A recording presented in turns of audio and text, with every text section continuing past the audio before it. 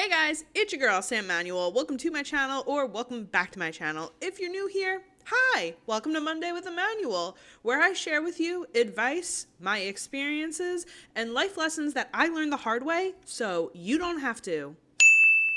Mother of fuck. I can't catch a break. What the fuck is going on? Hello?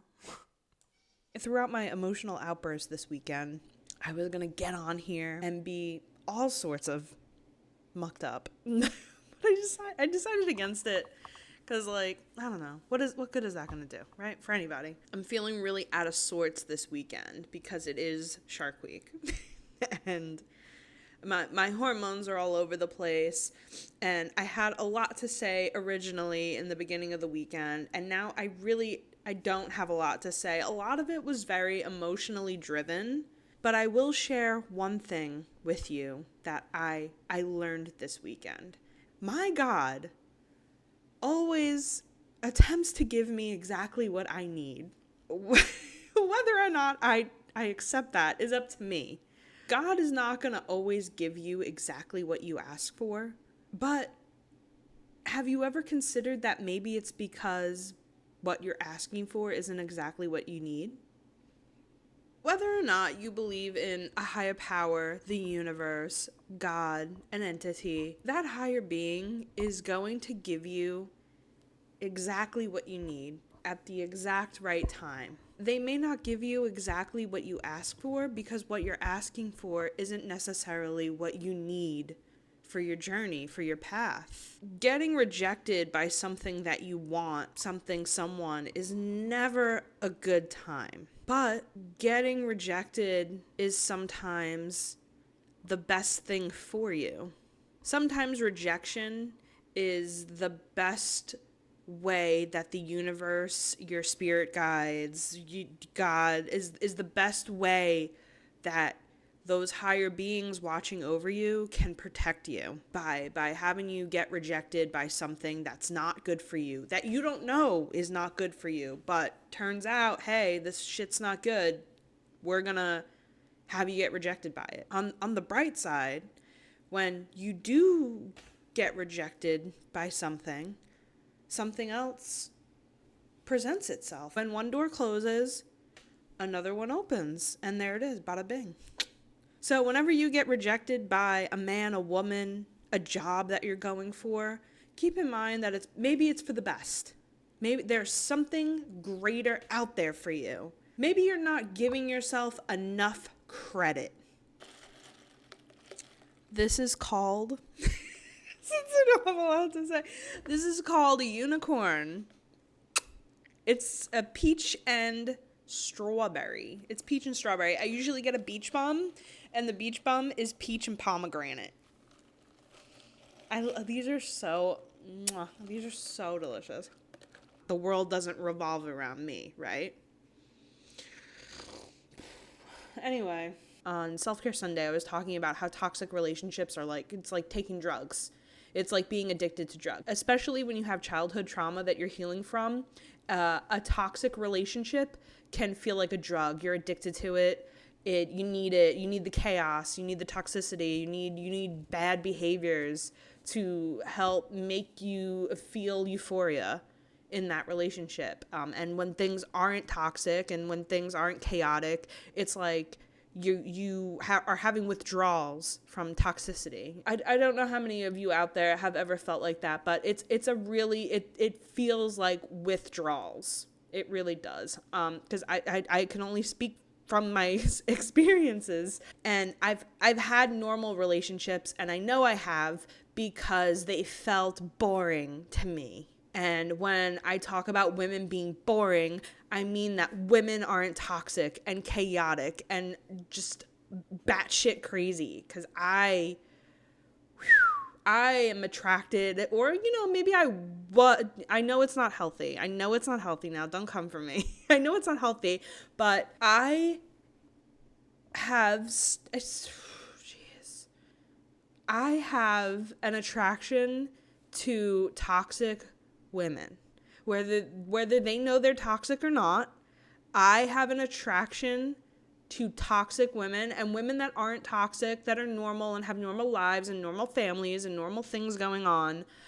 I'm just bored by that. It's fucking boring, right? I hate blaming my childhood for things that I feel today, but it has a lot to do with your growth and taking that trauma and realizing that you don't have to let it affect your future. Part of it's understanding it. I know that I'm attracted to, toxic partners because I saw, how my parents played out, and I guess I thought that was love, and it wasn't. It really hindered me from wanting to have kids because I didn't want my kids to be all fucked up like how I came out. And I'm not that fucked up, obviously. I set up a nice life for myself, but I didn't want to pass that down to my kids, whether it be genetic or not.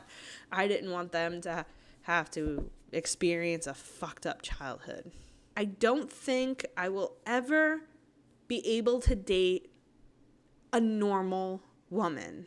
When I say normal, I mean she had a great life, she had a great childhood, she's doing great, she's just la-di-la-di-la through life, not a single thought behind those sweet eyes. I will never be able to date a woman like that. She needs to have had a fucked up childhood. There needs to be a little bit of crazy there. Children of the divorced, right? Birds of a feather flock together, baby. I hate to break it to you. We're a different breed. If you are a child of divorced parents, I think you'll be able to vouch for this. We are a different breed of people. We've been through different shit. Maybe we've seen some shit, right? Maybe you've seen some domestic violence. Maybe you've seen some things you shouldn't have seen at a very young age, but it definitely affected all of us. Some of us are filled with awareness. Some of us have gotten older and are aware, and we know that we're feeling X, Y, and Z, or we're going through X, Y, and Z because of what we had to see when we were younger. And some of us haven't crossed that bridge yet. And that's okay. Everyone heals at their own pace. But remember, you can't let your past dictate your future. You can't let your past dictate your future. You can't let your childhood dictate your future as an adult. How old's everyone now? In their late 30s? Come on, baby. Come on. Catch up. Will you? People want to talk to you. They will. They'll do it. They'll reach out to you. They know. You know. You know who I'm talking to. Oh, Jesus, Mary and fucking Joseph. The Lord's watching. Okay, thank you. I've always been very independent because when I was younger, I had no choice, right? I had to grow up. I had to get it together. I had to be the adult to two adults. That still didn't stop me from losing who I was in a relationship. As adult as I was, or as independent as I was, I found myself falling on other people and losing myself in relationships because of what I experienced. I don't have a partner now, but I know that being with someone just means that you're two individuals who, at the end of the day, have separate lives. When I was younger, I lacked boundaries. Very unhealthy. I didn't love myself. At the end of the day, you're allowed to be your own person. And technically, you don't need anybody else. But it's nice to have someone else to come home to have dinner with, to run errands with. It's nice. It's nice to have that. Not everyone wants to be alone. There's a healthy balance and boundaries when it comes to having a partner, and it's up to you both to communicate those boundaries and those needs that you have. Maybe your partner needs a little extra communication.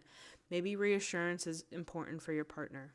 But at the end of the day, you have to be willing to make those sacrifices for the relationship that you're in. You have to give that reassurance. You have to give that communication. Life is hard enough as it is. Do you want to be with someone that makes it harder? Or do you want to be with someone who understands that you need a certain type of communication and you need that extra reassurance to make yourself feel comfortable in the relationship? If they're not willing to give you, XYZ things that are important to you, do you really want to be involved in that? Do you really want to put your time and energy into someone who's not reciprocating feelings for you? Or respecting your time and your energy? Hell no, you don't want to do that. But I've been guilty of it. I'm 100% guilty of it. Putting my time and energy into people who don't give a flying fuck. People who don't care if I'm alive or dead, just throwing my energy and time at them. The hard part is when in the beginning everything was fine and cool and communicative. And then they pull that away from you. They pull back from you and they don't tell you why. Getting over that is the hard, without closure is the hard part. And there's, bad bitches out there that are like, oh, I don't need closure. Just move on. It's not easy. Especially if you actually enjoyed that person's time, right? If you enjoyed something, it's just a little bit harder to get over, right?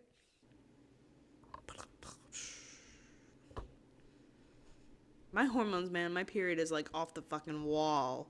Bananas. When I have to film, I usually don't have it. So this is the first week where I have it and I had to throw a week together. So this is Shark Week. Welcome. This is what I got. I got potato, I got pasta salad. Just got pasta salad for you guys. I don't know. I will always offer you guys delicious pasta salad. And I don't like a lot of people. I'm not a fan of a lot of people. I don't like people. I'm not people-y like that. It's too people-y in here. That's like the kind of person that I am. I don't enjoy people like that. There are very few handful of people that I can tolerate in my life. And if you're here, you know what? Honestly, you should be fucking grateful for being here. Because there's not a lot of people that can come here. That's what she said. There's not many people I let this wall down for, So if you're blessed with me graciously letting you come into my circle of Sam, what the fuck? I let you in here. You were right here.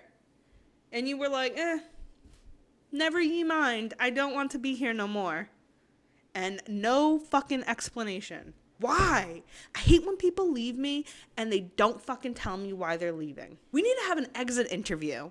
And I need to know what the fuck that I did wrong for you to exit. Because it takes a lot to get here. It takes a lot to get right here. So what did I do for you to exit prematurely? I'm the one that lets people out. You get kicked out because I kick you out.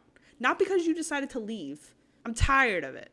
When you leave my life, you are going to be greeted with a fucking exit interview. And I'm going to need to know why you're exiting. And what I could do to make it better for future fucking residents of right here. But also, God will let the people that belong in your life into it.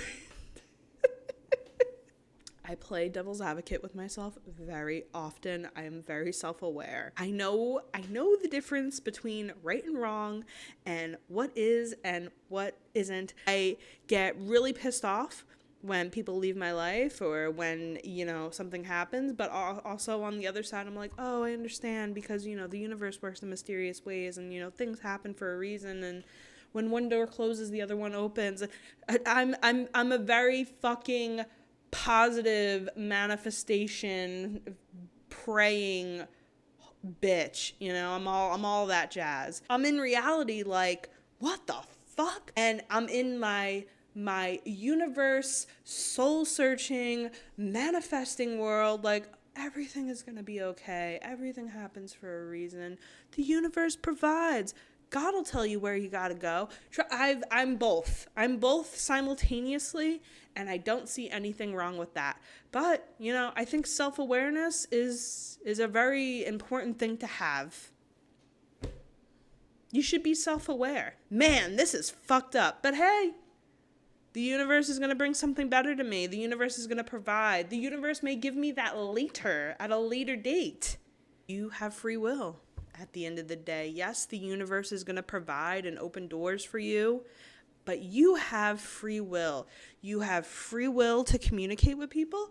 You have free will to go to close doors. You have free will to go to open doors. You have the freedom to do whatever you want. Whatever you want is sometimes not good for you. And then you lose yourself to other people. And that's sad because no one's you. No one's ever going to be you. You are special. You're different. You have a lot to offer the world. Don't lose yourself to somebody else.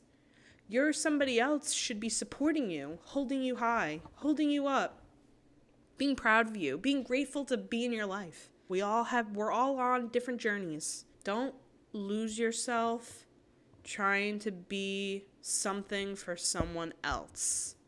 I spent a lot of my time doing that. I spent a lot of my time and money and energy doing that. Throwing money at people because that was all that I thought I had to offer. That's all that I thought I was. That's all that I thought I had. I thought money would fix every situation that presented itself. I would just spend money trying to fix situations that were already fucking broken. You have to release the attachment that you have towards people in your life. People that don't know you fucking exist, or people that do and don't care about you. You have to let go. You have to release those people to let the right people into your life. And that's for me. That's a comment for me because I like to talk shit out. But if that applies to anybody, please take it with you. You have to let those negative attachments go. Things that aren't, people that aren't serving you. And again, I'm not saying people have to fucking serve you. I'm saying people that you're giving to that you're not getting back from. Let them go. They don't deserve you. They don't deserve you, baby. I'm sorry.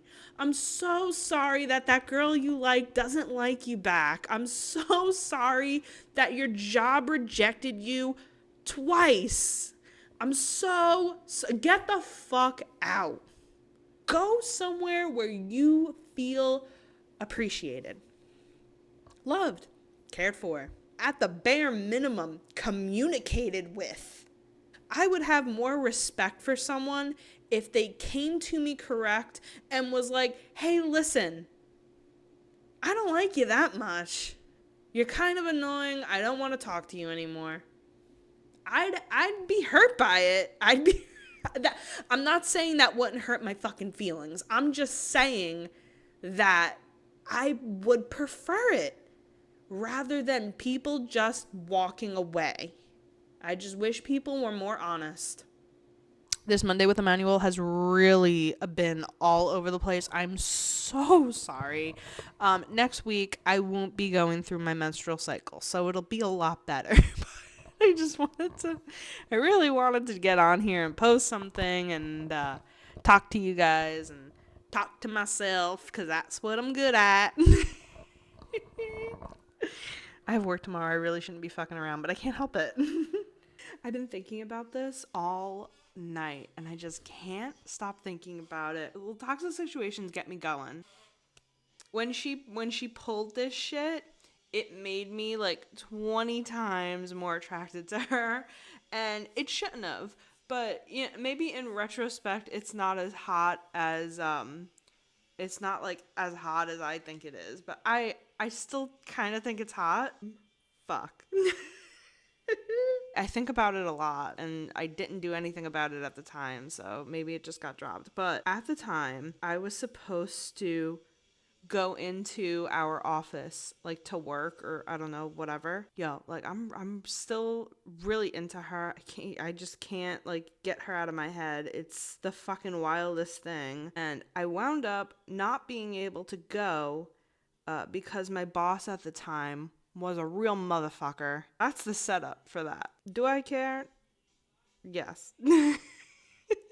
It's funny because she's the one that instilled in me kind of like fuck what everyone thinks. Not like she didn't say it like that, but like she's the one that instilled in me the thought process of like don't worry about what everyone else thinks. I don't think she wanted to be. I was infatuated with her and her thought process and her ideologies, and for me, her being attractive became very secondary to the conversations that we were having and what she was telling me, and it helped me make content and it helped me feel some type of way. But maybe sometimes those people come into your life to instill those things and then they leave because you can't build a house on the foundation of, someone else being there. You got to build your house on your own with you, you're never leaving your house, but other people can come and go out of your house. It's something that came into my life. I really enjoyed it. I really enjoyed talking to her. And maybe if I say this out loud, I'll just forget about it eventually because I'm like, well, fuck, I need to just get over it because it is what it is. It happened. She brought a lot of goodness and a lot of difference into my life, and I really enjoyed that. And maybe I just need to take those lessons and fucking run with it, right? And I wrote her and I was like, come on, you can't be mad at me forever. And she said, try me. And I was like, oh, we're going there? Oh, okay. Are you my girl? Because, I'll try you. I love this girl. She is not, cause I love her because she's not normal. For a while, I thought she was my match, and then she fucking disappeared. I sincerely felt her as my equal, and I really wish she would come back around. I mean, she's a Cancer, so that's a very strong possibility right there. I'm a 0 to 100 type. Yeah, I know. You're also probably like a big crybaby behind closed doors. I get it. I understand. I hear you. But we don't talk like that anymore. We don't talk at all, actually. I reached out to her once and it was weird, and I don't think I'm not going to again. The communication just wasn't there. And as much as I loved the back and forth, if someone doesn't communicate with you or give you an answer, the answer's probably no. Fucking off is probably the best thing that anybody could do in a situation like that. And I just really wanted to get that off my chest, not knowing what I did or what I could do to fix that situation because I wanted her in my life so bad for whatever reason, the universe, a vibe, whatever. When I first met her, I felt that way. So it's not something that just happened over time. When I first met her, I was like, I have to talk to her. I have to get to know her. I have to know what's going on because I felt a connection to her, like a weird connection, right? I was the one that initiated conversation with her to begin with, like stupid conversation, just because I really wanted to get to know her, like no malice, no malicious intent. She's gorgeous, honestly. She's beautiful. I feel better now that I expose myself. So, yeah. You could feel when someone's guard's up, and you could feel like when they don't give a fuck. I've always been really impressed with her, and how she runs her shit and what she does, and I'm always a fan of a woman who does her own shit, has her own side, I'm a fan of a woman who hustles and wants to make something of herself and wants to make a difference. I love that it does it for me. I think everybody is just growing, right? Everyone's on a healing journey. Everyone's growing. Everyone's trying to find themselves. Sometimes I feel what's that word that the kids are using now? FOMO? Fear of missing out? I've never hung out with her. So I don't know. I don't know what my problem is. The universe is trying to tell me something and maybe I'm just not listening to it. If people want me in their life, they're going to put me in their life. They're going to keep me in their life, right? So that's my feelings on that. There's only so much that I could do without someone telling me, like, this is what I need. This is the kind of communication. This is the kind of reassurance that I need in order to have you in my life. There needs to be some communication in order to have relationships, right? Any type of relationships, it doesn't matter what they are, but there needs to be communication, period.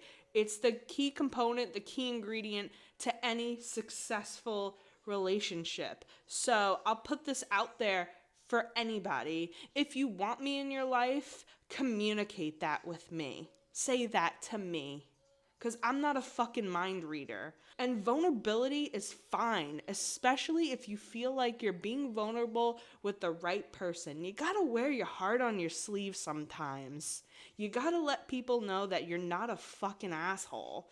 You know? The hard exterior and the soft inside, it's like, stop it, all right? Who are you fooling? Because it's not me.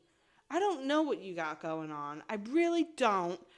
But communication is the first step to that. And I wasn't always an effective communicator either. I'm very emotional. And I feel like I guess that's what I'm doing right now. I'm acting on emotion.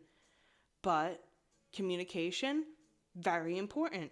Very, very important. I also feel like reassurance is very important. People are soft, whether they want to admit they are or not. They want reassurance and they want healthy communication in their lives. God damn, how fucking difficult.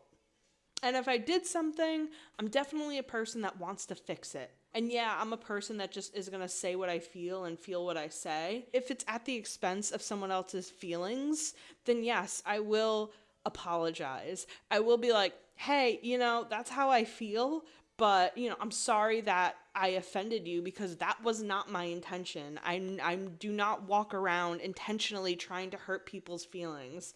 That's not a move. That's not a vibe. All right. Well, this has been fun. This has been just real good fun. I need to go to bed and I need to recharge and recoup and regenerate because when I don't get sleep, I start to dwell on things like this that don't have any meaning or value. And if it does, please tell me if it does. Please tell me if this conversation has helped you in any type of way.